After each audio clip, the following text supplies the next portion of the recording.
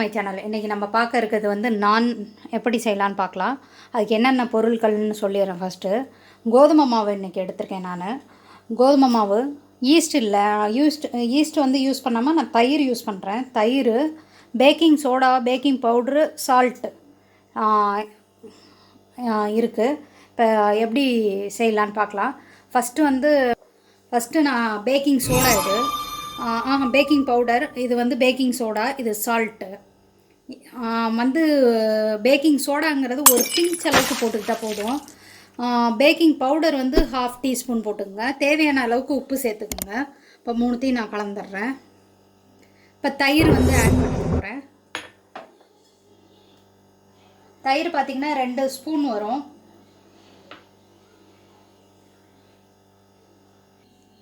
பார்த்திங்கன்னா மாவை கலந்து விட்டுட்டேன். தயிர் வந்து வச்சு பிசைஞ்சாச்சு. இப்போ தண்ணி தேவைப்படுது. நான் கொஞ்சம் தண்ணி ஆட் பண்ணி ஊற்றிக்க போகிறேன். கொஞ்சம் ஆட் பண்ணி பிசைய போகிறேன். அப்புறம் லாஸ்ட்டாக ஆயில் வந்து அப்ளை பண்ணிக்கலாம். கொஞ்சம் கொஞ்சமாக தண்ணி ஆட் பண்ணி பிசைங்க.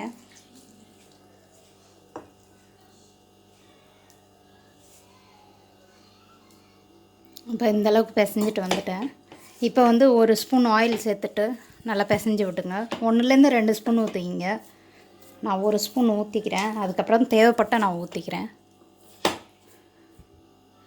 ஆயில் நான் அப்ளை பண்ணியிருக்கேன். இப்போ இதை ஈவனாக பிசைஞ்சு விட்டுற வேண்டியதான்.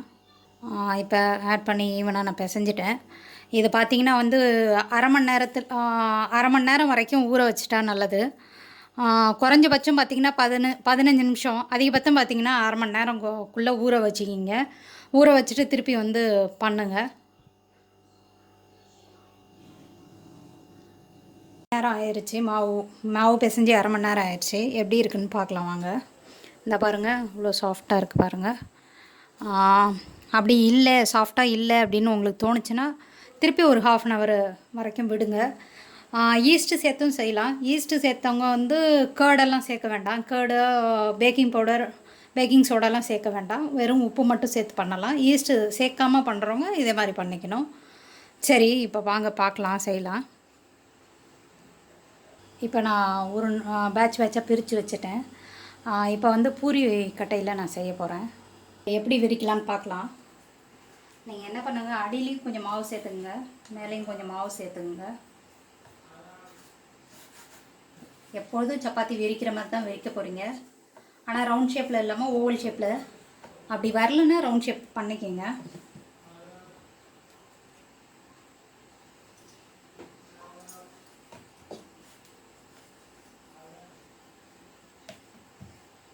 அப்படி பண்ணிவிட்டு கொஞ்சம் லைட்டாக அதை இப்படி அகட்டிட்டு அதுக்கப்புறம் நீளமாக பண்ணிங்கன்னா வந்துடும்.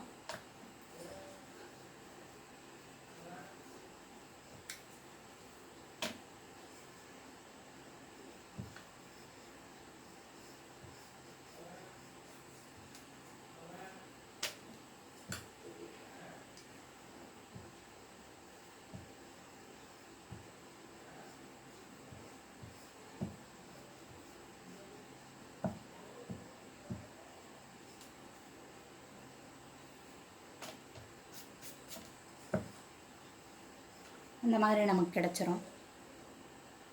இந்த மாதிரி இப்போ ஓவல் ஷேப்பில் பண்ணியிருக்கேன். இதில் கார்லிக்கும் மல்லித்தழையும் நான் சேர்க்க போகிறேன். பூண்டும் மல்லித்தழையும். பூண்டை பார்த்திங்கன்னா நல்ல பொடியாக நறுக்கிக்கிங்க. நல்லா கேரட் சீவுறதில் சீவிக்கிங்க.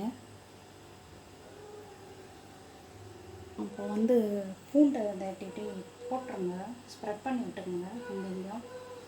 அப்புறம் மல்லித்தழையும் இப்படி ஸ்ப்ரெட் பண்ணி விட்டுட்டு சப்பாத்தி கட்டையால் ஒரு அழுத்தம் கொடுத்துருங்க.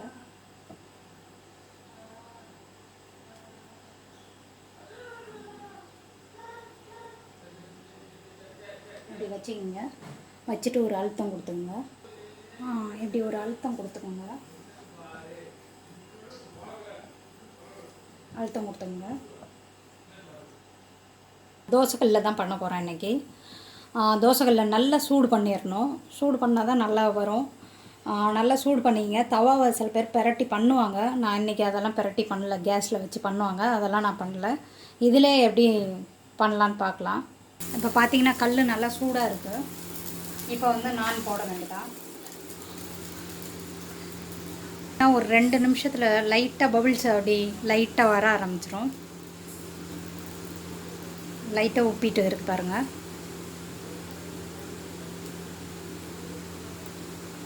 இப்போ நல்ல பபிள்ஸ் வருது. வந்தோடனே நம்ம பிரட்டி விட்டுற வேண்டியதான். அதே மாதிரி வந்திருக்கு. அவ்வளோதான், நம்ம எடுத்து வச்சிட வேண்டியதான். இதில் வெண்ணெய் தடவி வச்சிட வேண்டியதான்.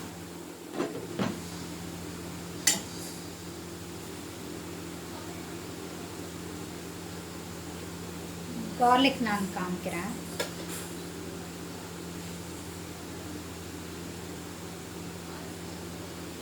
இப்போதைக்கு கார்லிக் நான் போட்டாச்சு.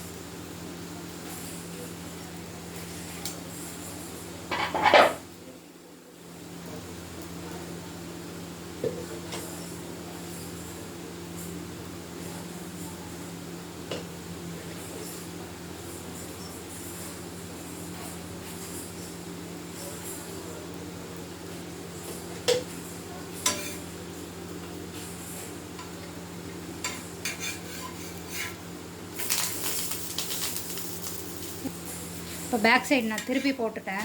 நம்ம பாருங்கள், திருப்பி போட்டுட்டேன். இது ஒரு 2 நிமிஷம் வெந்ததுன்னா கரெக்டாக இருக்கும். இப்போ பாருங்கள், இப்போ முடிய போகுது. இந்த பக்கம் 2 நிமிஷம், அந்த பக்கம் 2 நிமிஷம், இல்லை மேக்ஸிமம் போனால் ஒரு செகண்ட் அதிகமாக விடலாம். உடனே எடுத்த உடனே வந்து வெண்ணெய் தடவிடுங்க. உங்களுக்கு சப்போஸ் சரி வரலங்கிற மாதிரி தோணுச்சுன்னா இன்னொரு மெத்தட் என்னென்னா பண்ணிக்கிங்க. லைட்டாக இங்கே வந்து தண்ணி இது எப்படி அப்ளை பண்ணிக்கிங்க. அப்ளை பண்ணிட்டு ஒரு சைடு மட்டும் அப்ளை பண்ணுங்கள். அப்ளை பண்ணிட்டு போடுங்க.